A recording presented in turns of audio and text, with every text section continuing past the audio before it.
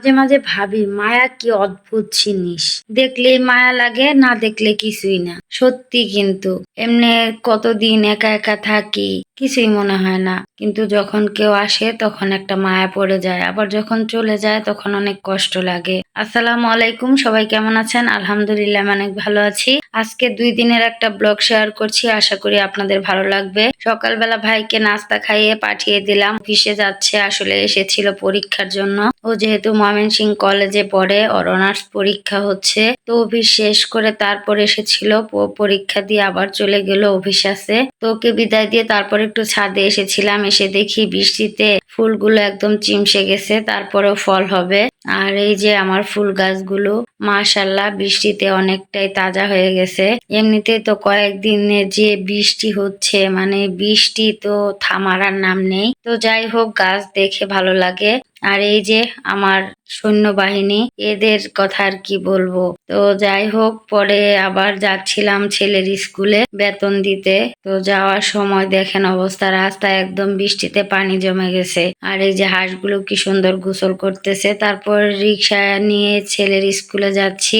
সকাল সকাল রিক্সায় ঘুরতে তো ভালোই লাগতেছে। কি সুন্দর একটা সকাল, এই সকালে রিক্সায় ঘুরতে কার না ভালো লাগে বলেন। তো আমি রিক্সায় উঠে বরাবরই আনন্দ পাই। আর এই যে ছেলের স্কুলের কাছাকাছি এসে পড়েছি, ছেলের স্কুলের সামনে এসে নেমে পড়েছি। এখন ছেলের স্কুলের বেতনটা দিয়ে তারপর আবার রওনা হয়ে গেছি। তো বেশিক্ষণ লাগেনি আমার, যে বেতন নেয় স্যারটা, ওই স্যারটা ছিল না। খালার কাছে বেতনটা দিয়ে তারপর আবার বাড়িতে চলে এসেছি।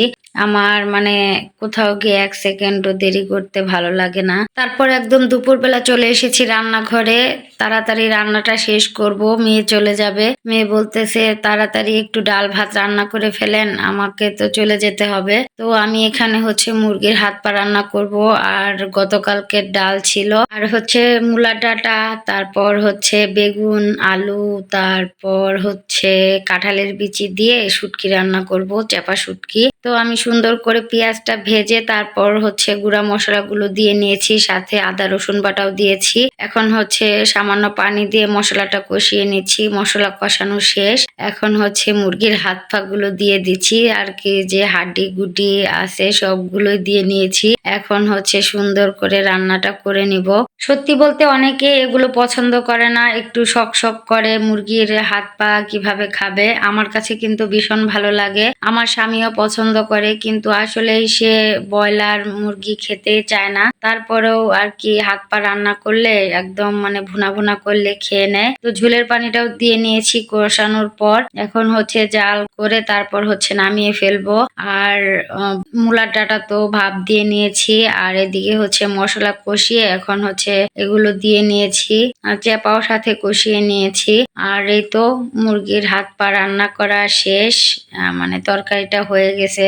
এরকমই রাখবো, একদম ভাজা ভাজা করব না। আর এদিকে হচ্ছে একটু নাড়াচাড়া দিয়ে নিচ্ছি। দেখেন দেখতেই ভালো লাগছে তাই না? অনেকদিন পর এরকম মানে মূলার ডাঁটা রান্না করতেছি, খেতে নিশ্চয়ই ভালো লাগবে। রান্না শেষে আর কোনো ভিডিও করিনি। আর বিকেল বেলা এই যে নাতি চলে যাচ্ছে, ছোট মেয়েটা আসলে কয়েকদিন ছিল, মেঝো মেয়ে এসে তো চলে গেছে, ও আর মানে যায়নি, কয়েকদিন থাকলো। এখন তো এমন মায়া পড়ে গেছে, এখন চলে যাচ্ছে, কষ্ট লাগছে অনেক। তো কি আর করার, মেয়েদের জীবনে এরকম, শ্বশুর বাড়িতে তো যেতেই হবে। তোর বাবা সবকিছু গুছিয়ে সিএনজিতে উঠিয়ে দিয়েছে।